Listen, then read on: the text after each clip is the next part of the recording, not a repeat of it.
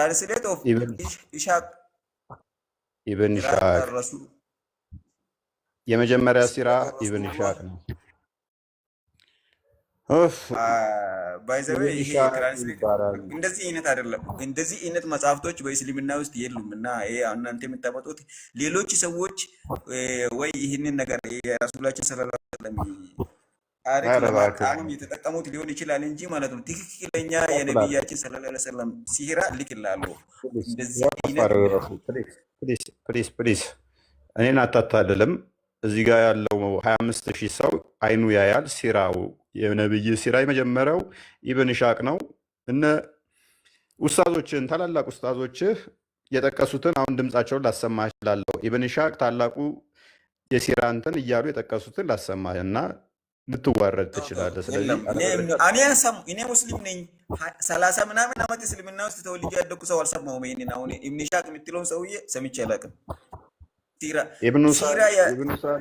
ኢብኑ ሳዲ አይ ቲንክ ያነበብክ እንደሆንክ አይ ቲንክ አውቃለሁ።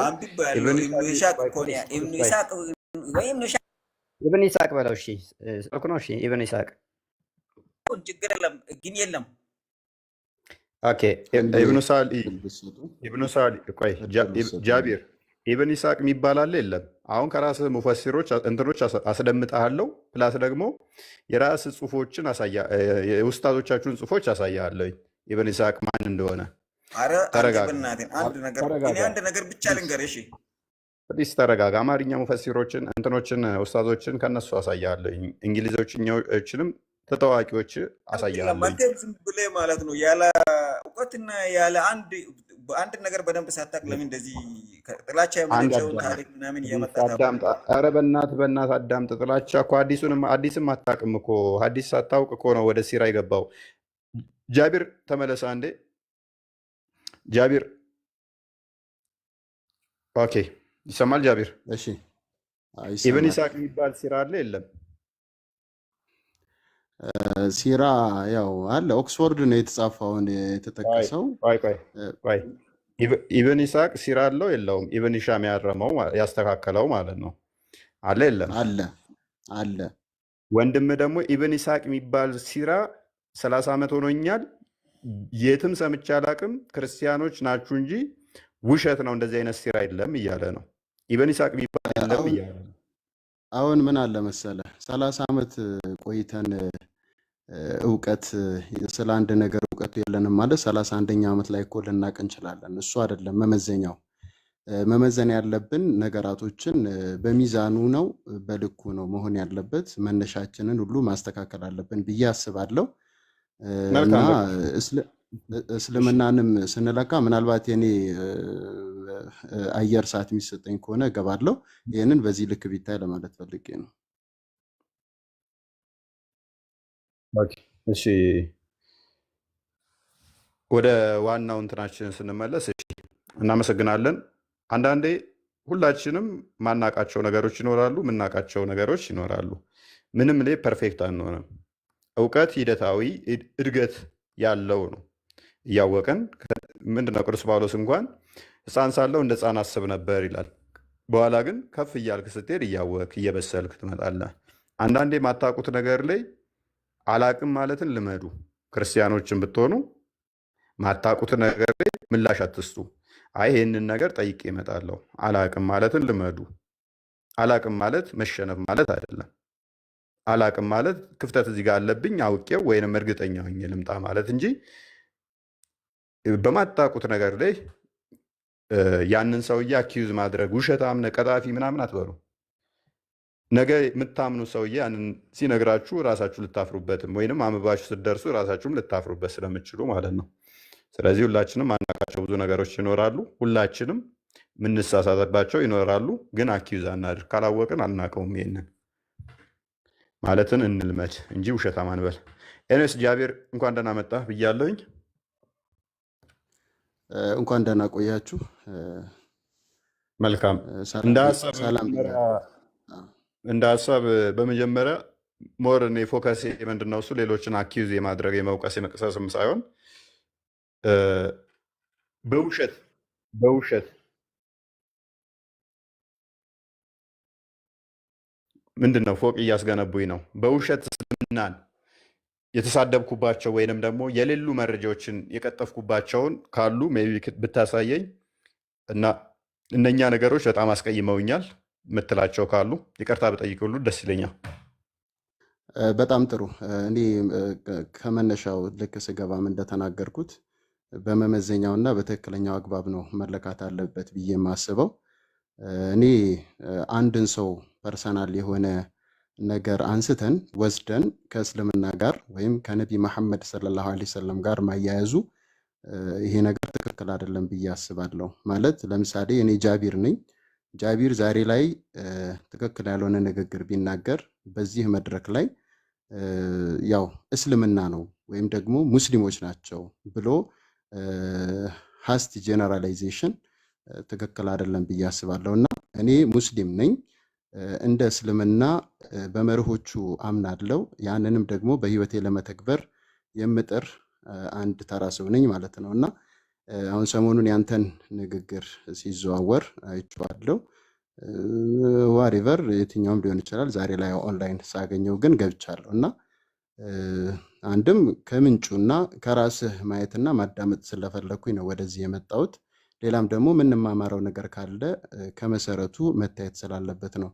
ሁለት መሰረታዊ ነገሮችን አንስተሃል። አሁን ለምሳሌ ያላቻ ጋብቻ እንበለው ወይም ደግሞ አይሻን በ9 ዓመት ማግባታቸው ነቢ መሐመድ የኔ ነቢይ የሁላችንም ነቢይ ማለት ነው ሰለላሁ ዐለይሂ ወሰለም። ይህን በተመለከተ አንድ ትክክል አይደለም ብዬ የማስበው ነገር ነው። ሁለተኛ ደግሞ ስለ ክርስቲያኖችና አይሁዶች ቁርአን በጣም ሀርሽ የሆነ አመለካከት አለው። ወዳጅ አድርጋችሁ አትያዙ ይላል እና ደግሞ ውጋው፣ ቁረጠው፣ ፍለጠው ይላል የሚል አይነት ትምህርት ሰምቻለሁ ከገባው ማለት ነው። መሰረታዊ ነገሮችን ነው ማነሳው። ሌሎች ደግሞ ኡስታዞች ስለ ኢሳ አለይሂ ሰላም ሰላም በሱ ላይ ይስፈንና አላስፈላጊ ነገሮችን ተናግረዋልና ይሄን ደግሞ እስልምና ነው የሚል ነገር በጥቅሉ እነዚህ 3 ነገሮችን አይቻለሁና ስለዚህ እነዚህ ነገሮች ብናወራ እኔ ጋር ያለውን ነገርም አንተም ጋር ያለውን ነገር ከአውዱ ውጭ ሳይሆን ከአውዱ ውጭ ከሆነ ፐርሰናል ከሆነ አያግባባንም። አሁን ለምሳሌ እኔ ቁርአን አንተም ደግሞ መጽሐፍ ቅዱስ ላይ መሰረት አድርገን ብናወራ የሰዎች እይታ ላይና ስለ ሰዎች አስተያየት ምናምን ብጠይቀኝ እዛ ላይ ላላወራ እችላለሁና በምናውቀው ነገር ይሄን እንዴት ነው ይህ ነገር ከምን አንጻር ይታያል? እንደተባለው ቅድም እንዳልከው አንተም መማማር ነው። ሰው ሁሉን ነገር ጨርሶ አውቆ አይደለም የሚነሳው። እድሜውም እያስተማረው ብዙ ነገር እየተማረም እየተረዳም እያነበበም እያጠናም ይሄዳልና እነዚህ 3 ቤዚክ ነገሮች ላይ ትክክለኛ አይነት አመለካከት ይዛሃል ብዬ ስላላሰብኩኝ እዛ ላይ ነው ሀሳብ መስጠት የምፈልገው። ምናልባት ያው ይሄ ነው የኔ ሀሳብ። እሺ መልካም ይቻላል። ስለ ክርስቲያኖችና አይሁዶች የተሳሳተ ምልከታ አለው፣ እንደዚህ ሀርሽ የሆኑ እንትኖች ያስተምራል፣ በሐሰት ብለሃል ነው እንትን እይታ የጠቀስካቸው የቁርአን አንቀጾች ያሉ ናቸው፣ ቁርአን ላይ የተቀመጡ ናቸው። ግን ምን አለ መሰለህ ሌሎች ደግሞ አንቀጾችም አሉ። አኮርዲንግሊ ነው መታየት ያለባቸው። አሁን የጠቀስካቸው ነገሮች አብዛኞቹ በጦርነትና በፍልሚያ አውድ ላይ የተቀመጡ ነገሮች ናቸው።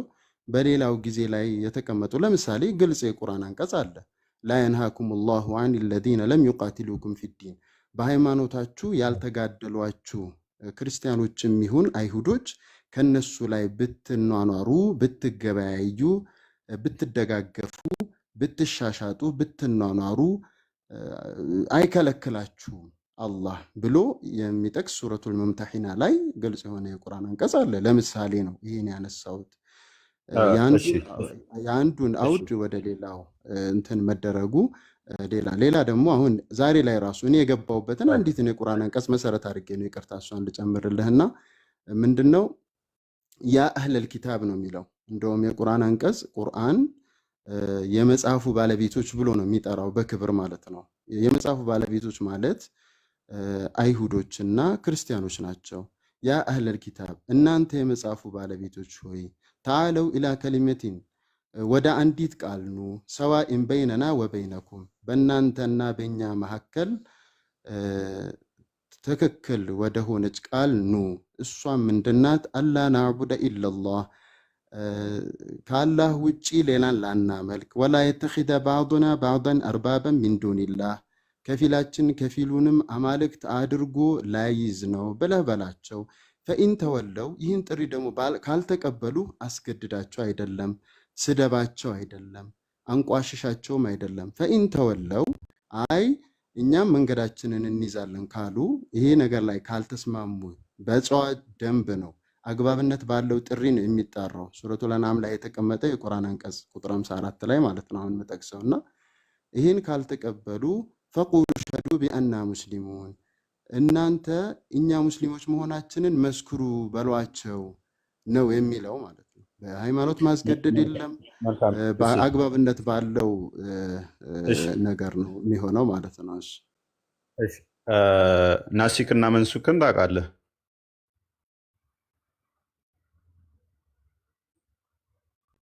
ጃቢር ጥያቄ ነው። አዎ አውቃለሁ። አይ ላለመረበሽ ስለ አጥፍቼው ነበር ድምፁን። አዎ አውቃለሁ። ኦኬ። ስለዚህ አንተ የጠቀስካቸው ጥቅሶች በሞላ በሴፍ ምዕራፍ ተሽረዋል። በመጀመሪያ የወረዱ ናቸው። በመጀመሪያ አካባቢ የወረዱ ነቢዩ መሐመድ በመጀመሪያ አካባቢ ላይ አይደለም ከክርስቲያኖች እና ከአይሁዶች ጋር ከጣዖት አምላኪዎቹም ጋር ራሱ ሰላማዊ ነበረ። ኃይልም ስላልነበረው ለእናንተም አምላካችሁ አለ፣ ለእናንተም እምነታችሁ አለ፣ ለእኛም እምነታችን አለ የሚል ሰላማዊ ነበረ።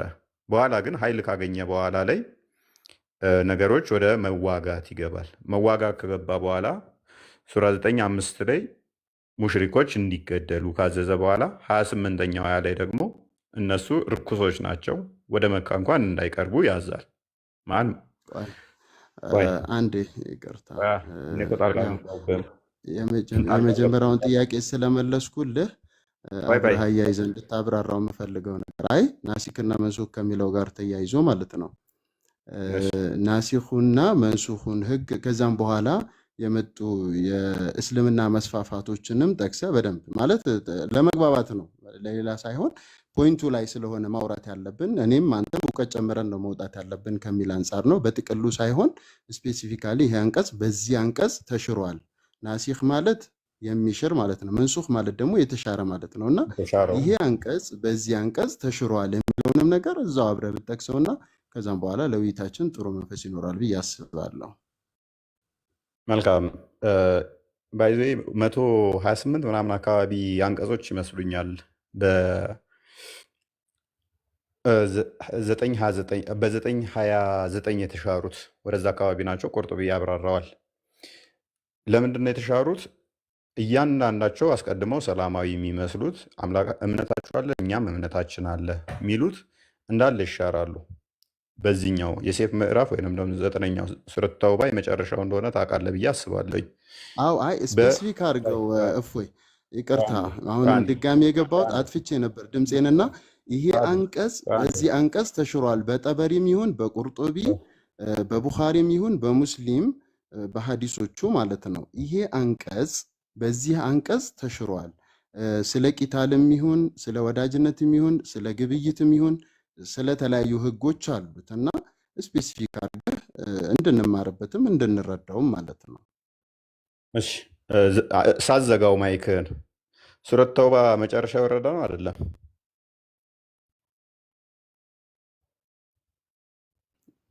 ሱረቱ ተውባ ወደ መጨረሻ የወረደ ነው አይደለም?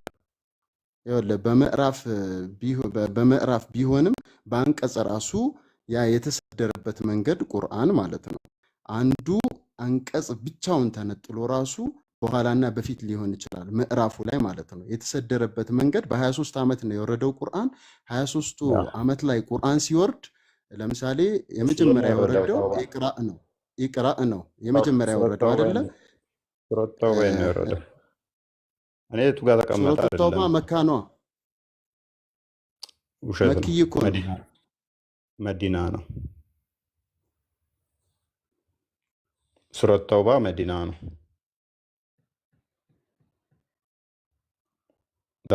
እሱን ማሳየት ያስፈልጋል።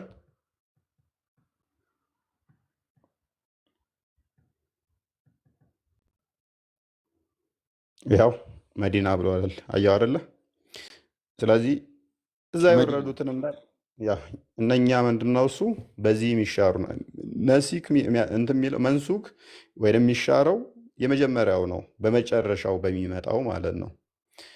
እሺ ቅድም ምን ይቅርታ። ብሎናል? አይ ቆይ አሁንም እግዚአብሔር እየነገርኩ ያለሁት ምን እግዚአብሔር መሰለ፣ መደንይ ሆኖ እግዚአብሔር ምዕራፉ እግዚአብሔር መደንይ እግዚአብሔር ሆኖ እግዚአብሔር እግዚአብሔር እግዚአብሔር መደንይ ሆኖ ሳልፈልግ አዎ ጥቅል ስለገባችሁ ጥቅል የሆነ ነገር ፕሊስ ሰዓት እንትና ጣልቃ በጣም እየገባብኝ ስለሆነ ማለት ነው። ክርስቲያኖችና አይሁዶችን በጣም ነው እንትን የሚለው። ስለዚህ በመልካም አኗኗር ተኗኗራቸው የሚል አይነት ነግሮናል። ለምሳሌ 929 ላይ ያው ከፍቶልሃል አብሪጌሽኑን 929 ላይ ምን ይለናል? ኦኬ ቀጥለሽ። ኦኬ። አይ አንድ ሁለት ዝም ብለን አንቀጾችን እንስጠውና ትቀጥላላችሁ። ለምሳሌ በጣም እጅግ ብዙ ጊዜ ሙስሊሞች ይቺን ቃል ትጠቀመዋላችሁ። ሱረቱል በቀራ ቁጥር 256 ላይ ያለውን በሃይማኖት ማስገደድ የለም የሚለውን ትቀበላላችሁ።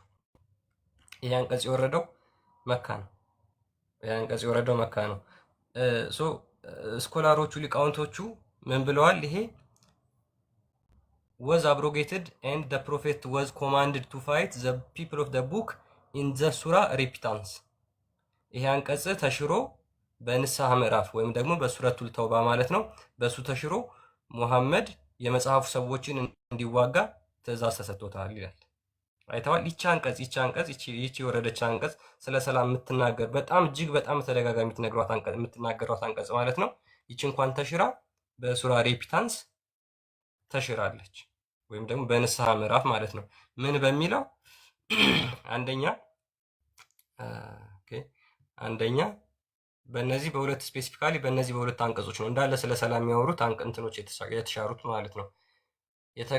የተከበሩ ወሮችን ባለቁ ጊዜ አጋሪዎችን ባገኛችሁባቸው ስፍራ ግደሏቸው፣ ያዟቸው፣ ክበቧቸው፣ ለእነርሱ መጠባበቅ በየመንገዱ ተቀመጡ። ቢጸጸቱም ሶላትንም በደንቡ ቢሰግዱ ግዴታ ምጽዋት ቢሰጡ መንገዳቸውን ልቀቁላቸው። ዊች ሚንስ ሙስሊም ከሆኑ ብቻ ማለት ነው። ይሄ ለሙሽሪኮች ወይም ደግሞ ለጣዖት አምላኪያን ለመካ ጣዖት አምላኪያን ወረደ። ሌላው ለአይሁዶችና ለክርስቲያኖችስ ወይም ደግሞ ለመጽሐፉ ሰዎች ለሚባሉትስ ከተባለ እናንተ ያመናችሁ ወይ አጋሪዎች እርኩሶች ብቻ ናቸው። ከዚህ ዓመት በኋላ የተከበረው መስጊድ አይቅረቡ። ድህነትንም ብትፈሩ አላህ ቢሻ ከችሎታው በእርግጥ ያከብራችኋል። ወደ መካ ወይም ወደ ተከበረው መስጊድ አይቅረቡ የተባለበት ምክንያት ለምንድን ነው? እነሱ ርኩሶች ስለሆኑ። ነገር ግን እነዛ ለንግድ ነበር የሚሄዱት ወደዛ። ከዛ ደግሞ ያንን አታችሁ ድህነትን ብትፈሩ በችሮታው ያበስራችኋል ተባለ። ያ ችሮታው የተባለው ምንድን ነው የሚለውን ደግሞ እዚሁ አንቀጽ ላይ ዝቅ ብሎ ይናገራል። ምን ይላል? ከእነዚያ መጽሐፉን ከተሰጡ ሰዎች መጽሐፉን የተሰጡ ሰዎች አይሁዶችና ክርስቲያኖች ናቸው ብለናል። ከእነዚያ መጽሐፉን ከተሰጡ ሰዎች እነዚያ በአላህና በመጨረሻው ቀን የማያምኑትን አላህና መልእክተኛውን እርም ያደረጉትን እርም የማያደርጉትንና እውነተኛውን ሃይማኖት የማይከተሉትን እነርሱ የተዋረዱ ሆነው ግብር ማለት ጂዚያ ነው። ጂዚያ ማለት ደግሞ የካፊሮች ወይም ደግሞ የአይሁዶችና የክርስቲያኖች የውርደት ምልክት ሆኖ የሚከፈል ግብር ነው። ጂዚያ ይባላል። የውርደታቸው ምልክት ዲስክሬስ ኤንድ ሂዩሚሌሽን ይለዋል ኢብን ከቲር። ያንን ግብር እንዲከፍሉ እንትን ብለዋል ማለት ነው። ስለዚህ ይሄ አንቀጽ እንኳን ይቺ ሱረቱል በቀራ 256 ላይ ያለው ሁልጊዜ የምትናገረው አንቀጽ እሷ አሁን ጥቅም የላትም፣ ተሽራለች ማለት ነው። ካስፈለገ ሌሎችን መጨመር እንችላለን። ቀጥሉ። አይ ሀዲሱም አለ እኮ ሀዲሱ መቀጠል እችላለሁ እኔ ትችላለህ። ቆይ አንዴ ትቀጥላለሽ። ሳይ ሙስሊም 21 ኤ እና ሳይ ሙስሊም 21 ቢ ቡሃሪ 25 እንደዚህ የተለያዩ ቦታ ላይ ምድር ያላህና የነብዩ ስለሆነች ሁሉንም ሊዋጋ ነብዩ እንደታዘዘ ህይወታቸው እንኳን እንደማይጠበቅ ከዛ በኋላ የተናገረበት አለ። ማንኛውም ህይወቱ አይጠበቅም። ምድር የማን ስለሆነች? የሙሐመድና የአላህ ብቻ ስለሆነች ህይወታቸው አይጠበቅም፣ ዋስትና የላችሁም ብለዋል ማለት ነው ነብዬ። ከምንም በላይ ግን ቅያማ ራሱ የሚመጣው የመጽሐፉ ሰዎች ካልካቸው ተገለው ሲያልቁ ነው ቅያማ የሚመጣው። ለምሳሌ ጁሾች ቡሃሪና እንዴ ክፈትልኝ 26ን እነሱ ተገለው ካለቁ በኋላ ሙስሊሞች እነሱን ትዋጋላችሁ። ከዛ ስትተዋጋችሁ በኋላ እነሱን ገላችሁ ስጨርሱ ነው ቅያማ የሚመጣው። 26ን አንዴ ክፈትልኝ። አይ ከእነሱ ጋር በሰላም ነው። እስከ መቼ ነው? ኦኬ ቅያማ እንዲመጣልህ ራሱ እነሱን ገለህ ስጨርስ ድንጋይ ጋር እንኳን ሄደው ቢደበቁ ድንጋዩ መጥቶ ይጠራልሃል ተብለህ ፕሮሚስ ተገብቶልሃል። ዛፍ ስር እንኳን ቢደበቅ ዛፉ መጥቶ ና ሙስሊም እዚህ ጋር የተደበቃለ ይልሃል። ሄደህ ትገለዋለህ። ገለህ ስጨርስ ነው። ወደ ስንት ሚሊዮን አይሁዶች አሉ አሁን። እነኛ ሁሉ ገለህ ከጨረስክ በኋላ ነው ትንሣኤ የሚመጣልህ። ቀጥል ክርስቲያን።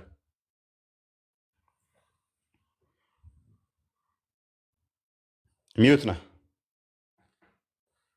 ኦኬ ቡሃሪ 29:26 ላይ ነው ቻፕተሩ ራሱ የሚለው ፋይቲንግ አጌንስት ዘ ጁስ ነው የሚለው አይሁዶችን መዋጋት ይልና አቡ ሁረይራ የነብዩ ሶሃባ እንደተረከው አላህስ ሜሴንጀር ሰይድ ያላ መልእክተኛ እንደዚህ አሉ the hour will not be established until you fight with the Jews and the stone behind which a Jew will be hiding will say oh Muslim there is a Jew hiding behind me so kill him የቂያማ ቀን አትመጣም አይሁዶችን ገድላችሁ ሳትጨርሱ ድንጋይ እንኳን አይሁዱ ተደብቆበት ና ሙስሊም እኔ ጋር አይሁዳዊ ተደብቋል ና ግደለው እስከሚል ድረስ የቂያማ ቀን አትቆምም ይላል። ስንት ሚሊዮን አይሁዳውያን ተገለው ነው የቂያማ ቀን የምትመጣው የምትቆመው?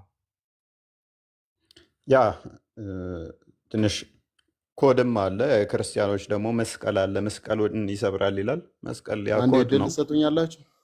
እሺ ቀጥል። ከመነሻው ልጀምርና ነቢይ መሐመድ ሰለላሁ ዐለይሂ ወሰለም ወደዚች ምድር መልእክተኛ ተደርገው ሲላኩ ያው አንድ ሰው ሲንግል ሰው ነበሩ። ከዛም በኋላ ዙሪያቸው ያሉ ሰዎች አቡበክር ስዲቅ ረዲየላሁ አንሁ፣ ኸዲጃ ባለቤታቸው ከጓደኛ ከባለቤታቸው ተነስቶ ከዛ እየሰፋ ሄደ እና እየሰፋ ሲሄድ ግን በጣም ጭቆና ነበረ። ግልጽ ነው፣ ሁላችሁም ታሪኩን አንብባችሁ ከሆነ ማለት ነው። ከመነሻው ማለት ትግል የጀመረበትን ስታርቲንግ ፖይንቱን መናገር ስለፈለኩ ነው። እና በጣም እየተሰቃዩ ነበረ። ሙስሊም መሆን ማለት ኦልሬዲ በጣም ከባድ ነበረ። በጣም ብዙ ስቃይን ብዙ መከራን ያስቀምስ ነበረ ያኔ ማለት ነው።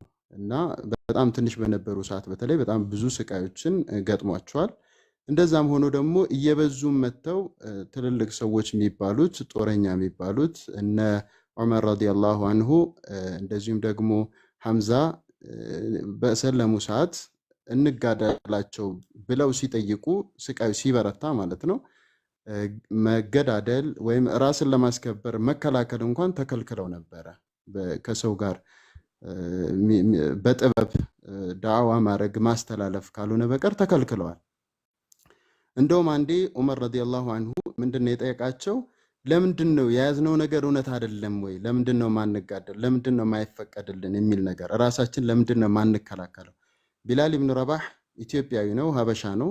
እስልምናን በመቀበሉ ምን አይነት ስቃይ እንዳሳለፈ ሁላችንም እናውቀዋለን ብዬ አስባለሁ።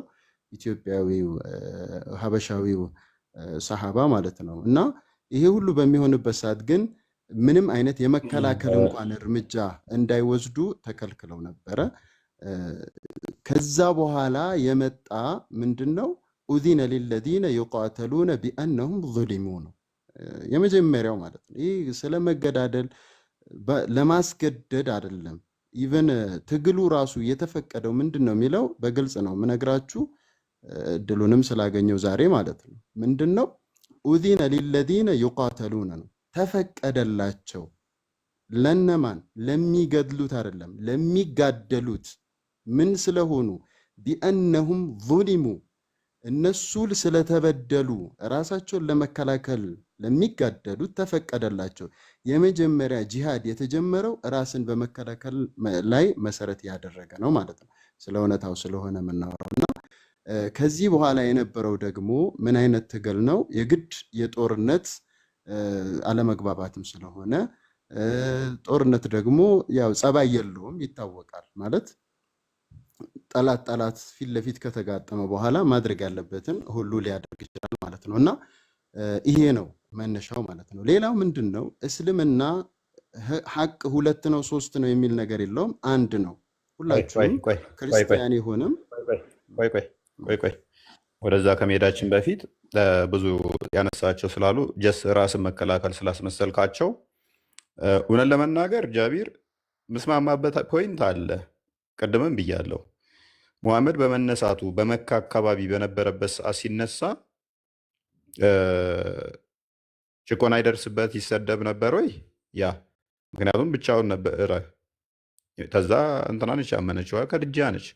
እንደዛ እያለ ስለሰፋ ማለት ነው። የእነሱን ጣዖት አምላኪያንን በዛ የነበሩበትን በተናገረ ቁጥር እነሱ ደግሞ አታክ ያደርጉን ነበር። ይሄ የሚታመን ሀቅ ነው።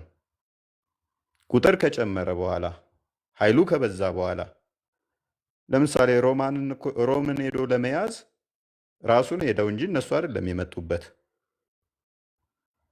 ሮም ድረስ ሄዶ ለመዋጋት ሴቶቹ ቆንጆ ናቸው፣ ሴቶቹን እንዲህ እናደርጋለን፣ ተፍሲሮቻችሁ እንደዛ ነው ያስቀመጡት፣ እንዴት እንደዚህ እንትን ትላላችሁ የሚል ነው።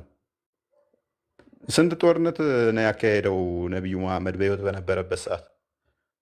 ማለትም በዛች 10 ዓመት ውስጥ ስንት ጦርነት ነው ያካሄደው ታውቃለህ? ጃቢር 23 አካባቢ ወደ እንደዛ እዛ ትንሽ ከፍ ይላል። ዘሆልስ እሱ የመራቸው ሳይሆን ዘሆል ጦርነትስ በሱ በዚህ በ10 ዓመት ውስጥ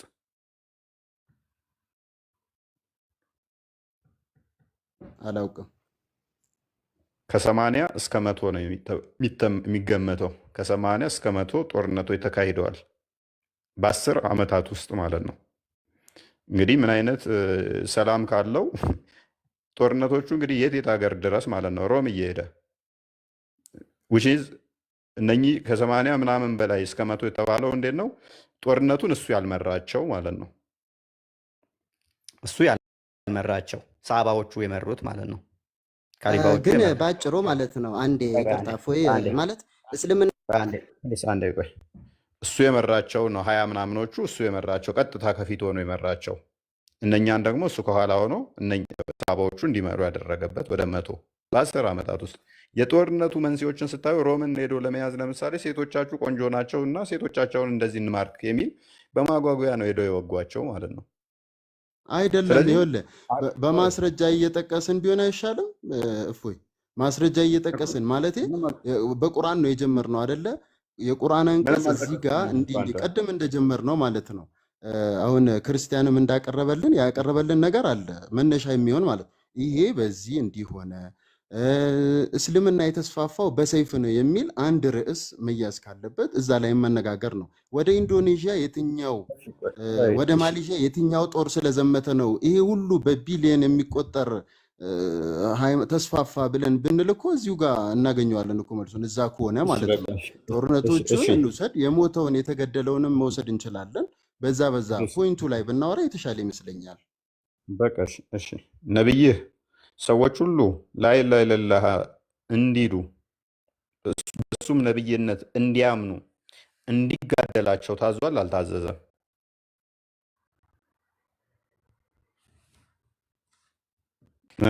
ጃቢር እሺ አንዴ እያጠፋው ስለሆነ እንዳለብሽ። እሺ ሰዎች ሁሉ ሙሐመድ ነብይ ነው፣ አላህ አምላክ ነው ብለው እስኪሉ ድረስ እንዲጋደላቸው እንደዚህ ካላሉ ህይወታቸው እንደማይጣበቅ ዋስትና እንደሌላቸው which እንደሚገደሉ ተናግሯል? አልተናገረም? ተናግሯል። የተናገረው ግን ፎር ዳት ስፔሲፊክ ሞመንት ነው። ተግባባናል። ጦርነቱ ከተነሳ በኋላ እዛ ጦርነት ላይ የሚሳተፉት ከሱ ሳይድ ሆነው ያው ሚና መለየት ስላለበት ቆይ መረጃ ሊከፈትና በመረጃ ሙስሊም 21 ክርስቲያን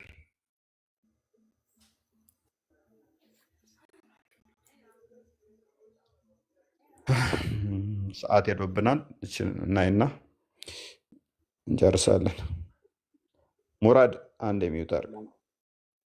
ሰላም ናችሁ? እንዴት ነህ? ሰላም ነው። ተጠፋፋል። አዎ በጣም አልነበርኩም ቲክቶክ ላይ ራቅ ብዬ ነበር። ኦኬ፣ ምን ነው በሰላም በሰላም ነው። አይ በሰላም ነው። መልካም። እሺ እመለሳለሁ። እኛ ሙራድ አንተ ጋር በኋላ ሎክ ቻፕተሩ ገና ሲጀምር ምንድን ነው የሚለው? ኦኬ ክርስቲያን ትቀጥላለህ ወይም ስቀጥል?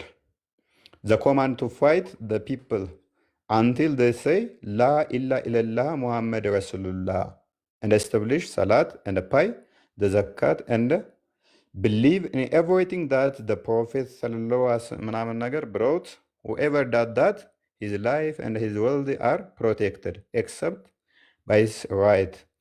ከላይ ጀምሮ የሚለው ምንድን ነው? እሱ ነቢዩ ምን ተብሏል ነው? ታዝዣለሁ። ምን? ሰዎች ሁሉ ላ ኢላሃ ኢለላህ ሙሐመድ ረሱሉላህ እንዲሉ፣ ሰላት እንዲሰግዱ፣ ዘካ እንዲከፍሉ፣ ማንኛውንም ነገር ነቢዩ ያመጣውን እንዲያምኑ። ለምሳሌ እኔ ሰላት አልሰግድም፣ ስለዚህ ነቢዩ ይዋጋኛል። ዘካት አልሰጥም፣ ነቢዩ ይዋጋኛል። ታዟል።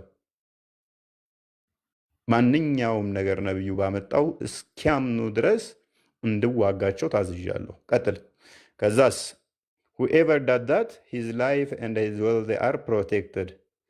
ይሄንን የሚያደርግ which is ዘካ የሚሰጥ ሰላት የሚሰግድ እና ነቢዩ ባመጣው አስተምሮ የሚያምን ንብረቱ ይጠበቃል፣ ህይወቱ ይጠበቃል። በተቃራኒውስ ህይወቱ አይጠበቅም፣ ላይፉ አይጠበቅም ማለት ነው። እኔ ጋር ብዙም አይታየኝም። ክርስቲያን ቀጥሎ ወይንም ኦኬ እሺ ቅድም ያልካቸው ነገሮች አሉና ምናልባት ያለ መረጃ ያወራህ እንዳይመስል እነሱን እናሳይና እንቀጥላለን ማለት ነው። ሶ እንግዲህ ሙሐመድ እዛ አካባቢ ያሉ ቦታዎችን ወይም ደግሞ ሀገሮችን እንዴት ነው የወረረው ወይም ደግሞ እንዴት ነው የተቆጣጠራቸው የሚለውን ራሱ ይሄ የንስሐ ምዕራፍ የሚለው 123ኛው አንቀጽ በግልጽ ያስቀምጠዋል። ምን ይላል?